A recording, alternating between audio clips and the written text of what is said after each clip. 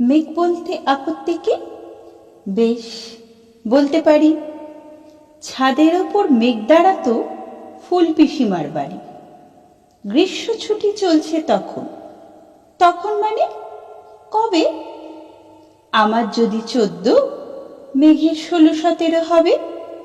ছাদের থেকে হাতছানি দিত, ক্যারাম খেলবি? আয়। সারা দুপুর কাহা তোকার ক্যারাম খেলা যায়। সেই জন্যই জোচ্চুরি হয়। হ্যাঁ, জোচ্চুরি হতো। আমার যদি 14, মেঘের 15-16 মতো। ঘুরিয়ে দিতে জানতো খেলা, শক্ত ঘুটি পেলে জায়গা মতো সরিয়ে নিত আঙুল দিয়ে ঠেলে। শুধু আঙুল, বোর্ডের ওপর লম্বা ফ্রকের ঝুল ঝপাং ফেলে ঘটিয়ে দিত ঘুটির দিক ভুল। এখানে না ওখানে, এটা না ওটা, ঝাঁপিয়ে পড়ে ছিনিয়ে নিল ঘুটির বাক্সটা। ঘুটিরও সেই প্রথম মরণ।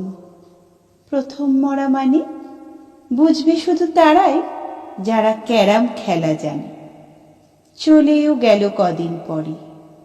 মেঘ যেমন যায়, কাঠফাটা রোদ দাঁড়িয়ে পড়ল মেঘের জায়গায়।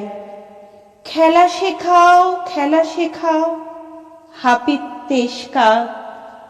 কলসিতে ঠোঁট ডুবিয়েছিল, জল তো পুড়ে খা। খাক হওয়া সেই কলসি আবার পরের বছর চলে।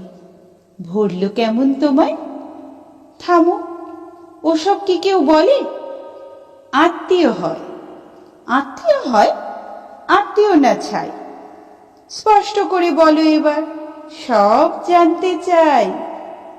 2-3 ক্লাসের বয়স বেশি, গ্রীষ্ম ছুটি হলে ঘুরেও গেছে 2-3 বছর। এই জানে সকলে।